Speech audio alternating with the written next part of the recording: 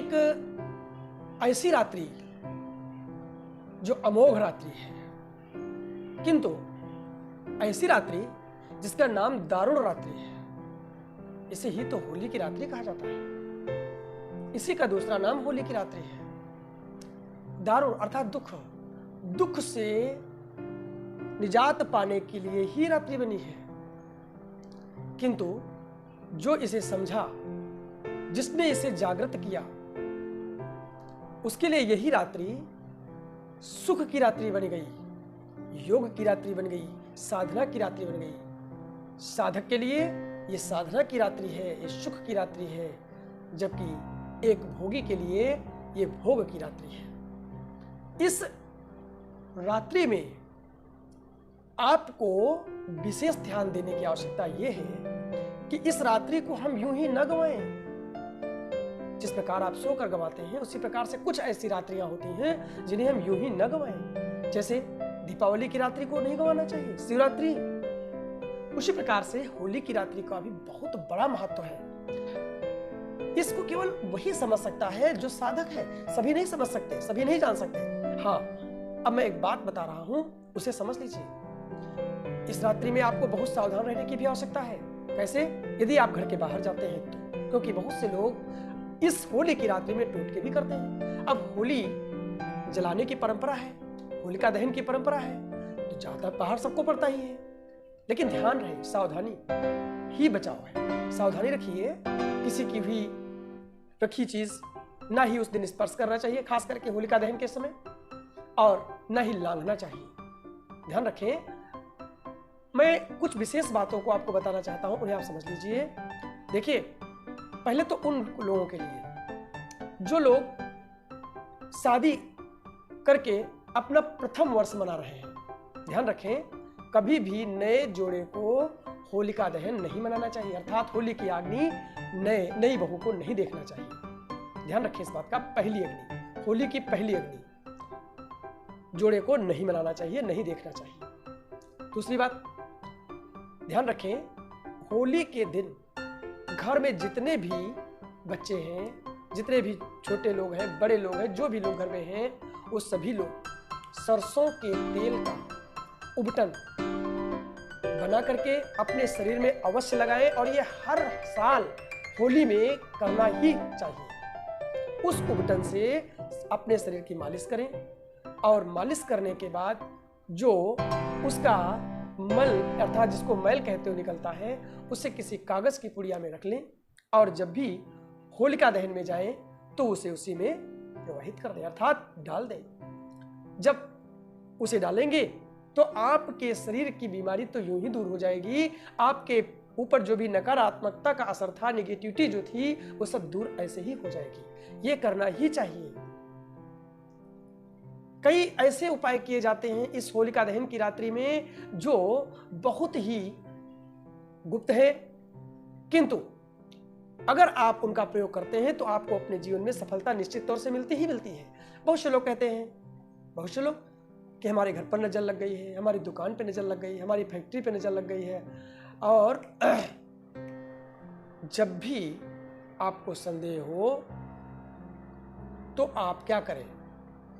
एक तांबे का सिक्का, एक सूखा नारियल, एक पान का पत्ता लेकर के जहां संदेह हो, घर हो, ऑफिस हो, दुकान हो, फैक्ट्री हो, चारों कोनों में इन सभी चीजों को, यानी तीनों चीजों को आप कोने में स्पर्श करें। स्पर्श कराना है चारों कोनों में। स्पर्श करा करके आप सीधे इनको ले जा करके होलिका दहन की अग्नि के समक्ष चारों तरफ एक परिक्रमा करें। इसको ले जा करके चारों तरफ एक परिक्रमा करें। परिक्रमा करके आप उन सभी चीजों को होलिका दहन में डाल दें, और उसको डालने के बाद आप पाएंगे कुछ ही दिनों में कि आपकी दुकान अच्छी चल गई, आपकी फैक्ट्री भी अच्छी चल गई, आपके घर में जो व्यर्थ में पैसे बर्बाद होते थे, व्यर्थ में दवाइयाँ आती थीं, व्यर्थ में समस्याएं बनी रहती थीं,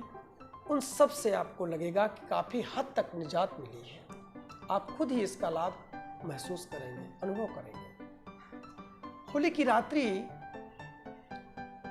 इस बार 12:57 मैंने लिख दिया है, 12:57 से इसका मुहूर्त शुरू हो रहा है रात में। तारीख मैंने लिख दिया है 17 और 18 की रात्रि, यानी 17 की रात्रि 12 बजे के बाद और 18 12 बजे के बाद से लग जाएगी। तो इसीलिए 17/18 मैंने नोट किया है और ये टाइम लिख दिया है मुहूर्त। इतने बजे तक ये प्रमुख मुहूर्त रहेगा। कोई भी साधना करना है, कोई जप करना है, कोई यंत्र बनाना है, कोई मंत्र सिद्धि करना है, कोई तंत्र करना है, तो आप इसी मुहूर्त में करें, आपको विशेष लाभ मिलेगा। ध्यान रखें भाई, होलिका में होता क्या है, ढूंढा राक्षसी की पूजा होती है। पूजा जैसे होती है अक्षत पुष्प धूप दीप नैवेद्य से, पूजा करने के बाद ओम होलिकाय नमः मंत्र से आप पूजन करें और इसके बाद आप जो है अपना, जैसे कोई मान लीजिए किसी प्रकार, एक बात ध्यान रखें, जो होलिका में आग लगाई जाती है उसमें जो राख होती है वो बहुत ही काम की होती है, ध्यान रखिएगा। वो राख ला करके घर में क्यों लाई जाती है, लोग क्या करते हैं, ला करके उसको जला देते हैं घर में, उसके बाद उसका कोई यूज नहीं होता, जबकि वो बहुत ही प्रयोग की होती है। अपने घर के चारों कोनों में उसे जरूर डालना चाहिए। अगर घर में कोई लगातार बीमार बना रहता है, कोई परेशान लगातार चला रहा है, तो उस राख को यंत्र में भर करके उसको पहनाना चाहिए। बस ध्यान रहे, यंत्र को आमंत्रित करना आवश्यक होता है। आमंत्रित करके उसको पहना दीजिए और फिर आप खुद ही देखेंगे कि इसका क्या असर पड़ा। कहने की आवश्यकता नहीं है, आप उसका असर बहुत ही शीघ्र आप पाएंगे कि इसको काफी लाभ मिला है। उसकी तबीयत दिन पर दिन अच्छी होती जाएगी। दवाइयाँ नहीं लग रही थी, दवाइयाँ लगना शुरू हो जाएंगी। ग्रहों की समस्याओं से निजात मिलेगी। ग्रहों की समस्या की बात आई तो एक बात और बता दें, इस दिन कहते हैं भगवान शिव के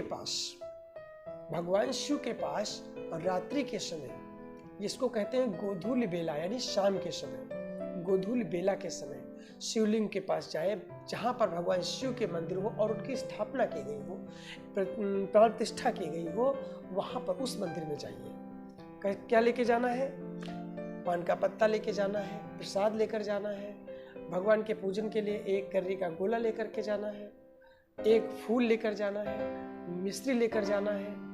ये कम से कम 5 या 7 चीजें आप ले लीजिए जो उनकी पूजन में लगती हैं और ले जा करके भगवान शिव को अर्पित करें, प्रार्थना करें कि हमारे अथवा हमारे परिवार में किसी प्रकार की कोई संकट समस्या हो, ग्रहों से जो दिक्कतें हैं, ग्रहों का अनिष्ट जो फल मिल रहा है, इन सब से निजात के लिए हम पर कृपा करें, कल्याण करें और उनकी अनिष्टता दूर करें। आपकी प्रार्थना करके उसे चढ़ा दें और बिना बोले चले आएं। है एक टोटका ही, लेकिन भगवान के सामने जाते हैं। जो इस गोधूल बेला में कहते हैं वर्ष की सबसे बड़ी गोधूल बेला मानी जाती है होली और दीपावली की शाम। इस गोधूल बेला में बहुत सारे कार्य सिद्ध हो किए जाते हैं, क्योंकि गोधूल बेला वैसे भी बहुत ही शुभ मानी जाती है। और फिर होली के दिन क्या कहना, तो बस इसमें आपको सिर्फ इतना करना है कि भगवान शिव से प्रार्थना करनी है कि समस्त ग्रहों का निवारण हो और समस्त कष्ट दूर हो। इसी प्रार्थना के साथ वो समर्पित करके और चले आइए अपने घर को। मालिक तुम पर कृपा करेंगे। ये ग्रहों के निवारण हेतु मैंने बताया है, आप कर सकते हैं, कोई भी कर सकता है। और एक चीज बता देते हैं, अगर किसी को कर्जा है, आर्थिक समस्या है, कर्जा रहता है, खास करके कर्जा के लिए, तो आप 11 गोमती चक्र ले लीजिए और 11 गोमती चक्र लेकर के आप सीधे भगवान शिव के मंदिर में जाइए, वहां पर उन्हें चढ़ा दीजिए। 11 शिवलिंग भगवान शंकर जी पे चढ़ा दीजिए और दूसरे दिन सुबह उस 11 गोमती चक्र ले आइए, ला करके उनको धूप दिखा करके अपनी तिजोरी में रख लीजिए।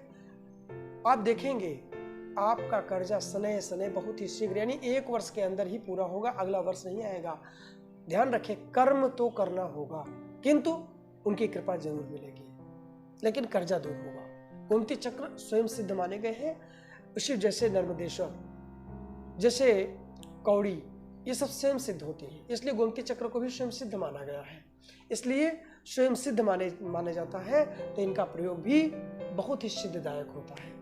अब आते हैं, बताते हैं होली की राख को अपने घर में सभी को जरूर लगाना चाहिए। जब होली की राख घर में लाए, अगले दिन सुबह उसे अपने शरीर में, कुछ लोग तो कहते हैं तेल में मिला करके प्रातःकाल लगाए अपने शरीर में, फिर स्नान करें, किंतु ना कुछ करें तो टीका अवश्य लगाएं। नियम रखें, होली की राख का टीका ही बहुत मायने रखता है, बहुत लाभप्रद होता है, बहुत ही अच्छा होता है।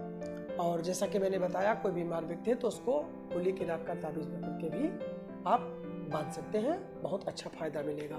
एक बात और ध्यान रखें कि जब जैसे होली की रात्रि है, होली की रात्रि के अगले दिन यानी सुबह सबसे पहला एक काम अवश्य करें। जिस दिन आप लोग रंग खेलते हैं उस दिन सबसे पहले अपने इष्ट को, अपने घर में स्थापित देवी देवताओं को सबसे पहले रंग का टीका लगाएं। रंग का टीका खास करके लाल पीला रंग का टीका लगाएं, और जितने भी रंग आपके पास मौजूद हों उन सभी रंगों को लेकर के अपने द्वार पर जरूर ही छिड़क दें। ना अगर रंगोली बनाएं तो छिड़क दें। कुछ लोग रंगोली बनाते हैं, अच्छा होता है, किंतु न कुछ करें, क्योंकि छिड़कना आवश्यक होता है। रंग का द्वार पे होली के दिन प्रातःकाल द्वार पर रंग का छिड़कना बहुत ही आवश्यक होता है, अनिवार्य होता है, बहुत ही शुभ माना गया है। ये काम अवश्य करें। इसके अलावा आपको और बता देते हैं हम कुछ चीज़ें, उनका भी ध्यान दें। किसी व्यक्ति पर अगर लग रहा हो, खास करके घर के बच्चों पे ऐसा ज़्यादा होता है कि नज़र लग गई, आप कहते हो कि इसके नज़र लगी है और ये तबीयत नहीं ठीक हो रही, अक्सर इसको रोज़ नज़र लग जाती है, हर तीसरे चौथे दिन नज़र लग जाती है। ऐसे लोगों के लिए एक चीज़ मैं बता रहा हूँ, घी में कौन सा घी हो, गाय का, गाय के घी में 2 लौंग ले लें, भीगी हुई 2 लौंग ले लें, 1 पतासा ले लें, और ले करके पान के पत्ते पर उसको रख दें। पान के पत्ते पर रख करके और फिर उसको जा करके, ध्यान रखें, होली की रात्रि में ही उसे होलिका में दहन कर दें। कैसे? उसके ऊपर से उतार करके ले जाए, दहन कर दें। उसकी नज़र जो बार बार लग रही थी वो तुम्हें महसूस नहीं होगी और काफ़ी दिनों तक वो स्वस्थ तुमको महसूस होगा। अगर नज़र से समस्या थी या नकारात्मक शक्ति से उसको समस्या थी तो ये सब चीज़ें उसकी दूर हो जाएंगी। अब जो है आपको बता रहे हैं इस कुछ चीज़ें और, 1-2 चीज़ें उनको भी नोट कर लीजिएगा। 2 मंत्र ऐसे 2 मंत्र जो होली की रात्रि में सिद्ध किए जाते हैं। ध्यान रखें, ये समय है 12:57 से 2:50 बजे के बीच में ही सिद्ध करना है, और इस मंत्र को अगर आप सिद्ध करते हैं तो आप स्वयं पाएंगे नहीं, आप खुद ही कमेंट करके बताएंगे, खुद आप बताएंगे, कमेंट करेंगे कि मुझे फायदा हुआ। लेकिन कब? जब आप इसको करेंगे और करने के 3 महीने के बाद आपको इसका असर काफी हद तक मालूम होता दिखाई देगा। ध्यान रखिए, फिर मैं कहूंगा, आपके कर्म विचार अच्छे हैं और आप अपनी साधना में लगे हुए हैं, आपको मंत्र का पूर्ण फल प्राप्त होगा। और मंत्र बता देता हूं, दीपावली हो या रात्रि हो, शिवरात्रि या हो नवरात्रि, अथवा कोई भी ग्रहण हो, अथवा कोई भी शुभ मुहूर्त हो, विशेष करके होली और दीपावली, इस रात्रि में अगर आप कोई भी मंत्र सिद्ध करते हैं तो वो शीघ्र फलदायी होता है। और उनमें भी कौन? जो शाबर मंत्र होते हैं, ये अधिक जल्दी सिद्ध होते हैं और ये सरल होते हैं, इन्हें आप सिद्ध कर सकते हैं। अब इन शाबर मंत्रों में एक मंत्र मैं तुम्हें पहले बता रहा हूं, उसको ध्यान दीजिए, और वो मंत्र बहुत ही प्रमुख है। उस मंत्र को आप अवश्य सिद्ध करें। अब वो कौन सा मंत्र है हम आपको बताते हैं। ये यंत्र ध्यान रखें, ये होली के लिए आप सभी दर्शकों को मैं दे रहा हूं, बहुत ही तीव्र प्रभावशाली यंत्र है ये। करना क्या है, केवल भोजपत्र पर इसे आप अष्टगंध की स्याही से बना लें। बनाना है, अगर आपको स्वर्ण शलाका है तो उससे, अथवा अनार की कलम से इसे अष्टगंध से भोजपत्र पर लिख लें। इसके बाद इसकी पूजा करें। कब? इसी मुहूर्त में, ध्यान रखें, इसी मुहूर्त में इसकी पूजा करें। पूजा करने के बाद इसको माता लक्ष्मी जी के सामने रख दें, और रखने के बाद माता लक्ष्मी जी का कोई भी मंत्र आप 108 बार जप करें। याद रहे दीपक जगना अनिवार्य है, दीपक आपका जगता रहे। पूजन जो भी है वो आप शाम को कर लीजिए, यानी होली की संध्या को पूजन कर लीजिए। उसके बाद रात्रि में दीपक आपका जगता रहे। और इस मुहूर्त में आपको जप का विशेष विधान है, आप जप अवश्य करें। 108 बार ही जप करना है यंत्र को रख करके। और उसके बाद इस यंत्र को प्रातःकाल किसी फ्रेम में इसे फिट करवा दें। और फ्रेम में फिट करवाने के बाद इसे अपने घर में तिजोरी में अथवा कहीं धन, जहाँ पर धन रखते हैं उस जगह पर किसी भी स्थान में, खास करके उत्तर की दिशा में अगर हो तो अति शुभ है। उत्तर दिशा में इसे लगा दें या रख दें। आप देखेंगे आपके घर में माता लक्ष्मी स्थिर हो जाएंगी, उनका विशेष प्रभाव रहेगा। अगर आप आर्थिक समस्या से परेशान हैं तो एक कहावत है कि जैसे यहाँ पर इसको क्या कहा जाएगा, इसको कहा जाएगा बीसा यंत्र। अब समझिए, इसको कहा जाएगा बीसा यंत्र। तो कहते हैं जिसके पास वो बीसा क्या करे जगदीशा, एक कहावत आपने सुनी होगी। उसी प्रकार से यानी माता लक्ष्मी इस यंत्र के प्रभाव से आपके पास, आपके घर में वास करेंगी, स्थिर वास करेंगी। आपको आर्थिक समस्याओं का समाधान जो चल रहा है वो काफ़ी हद तक दूर होगा, आपको इसका लाभ मिलेगा। दूसरा प्रयोग आपको बता देते हैं, और वो प्रयोग होली की रात्रि का है। वीडियो जरूर थोड़ा सा बड़ा हो रहा है, किंतु मैं चाहता हूँ ये बार बार नहीं आता, साल में एक दिन आता है, इसलिए इस होली की रात्रि में एक और प्रयोग बता रहा हूँ, और वो है माता मातंगी के मंत्र का प्रयोग। ज़्यादा इससे भी नहीं, क्योंकि ये बहुत ही कम मुहूर्त होता है, 2 घंटे का मुहूर्त है, उसमें भी 1.5 घंटे का मुहूर्त प्रमुख माना जाता है। इसलिए माता मातंगी का एक मंत्र मैं दे रहा हूँ, और उस मंत्र को आप जप करें। और अगर हो सके तो आप 11 माला, चूंकि मंत्र छोटा है तो 11 माला, वैसे एक माला 108 बार काफ़ी होता है, किंतु 11 माला जप करने के बाद अगर एक माला माता लक्ष्मी के नाम से उसी मंत्र से माता लक्ष्मी को आहुति अर्थात उनका अगियार, जिसको हवन कहते हैं, कर दें तो बहुत ही प्रभावशाली है, बहुत ही लाभदायी है। आप अगर कर्ज से समस्या है, आर्थिक समस्या है, धन की समस्या है, इससे संबंधित आपकी बहुत सारी समस्याएं घरेलू चल रही हैं, खास करके आर्थिक समस्या के लिए, तो मैं आपको बता दूं ये मंत्र बहुत प्रभावशाली है, आपको बहुत लाभ होगा। और एक चीज़ बता दूं, अगर आपको आए दिन बाधाओं का सामना करना पड़ रहा है, बहुत सी बाधाएं होती हैं, मानसिक समस्या चल रही है और शारीरिक समस्याओं के निजात हेतु भी आप इस मंत्र का जप कर सकते हैं। ये मंत्र बहुत फलदायी है। तो ये है माता मातंगी का मंत्र जो बहुत प्रभावशाली है। आप इस मंत्र को लिख लीजिए, मैं आपको बता रहा हूँ। ये मंत्र ओम ह्रीम क्लीम हूम मातंगे फट स्वाहा। एक बार फिर से आपको बता देता हूँ, ओम ह्रीम क्लीम हूम मातंगे फट स्वाहा।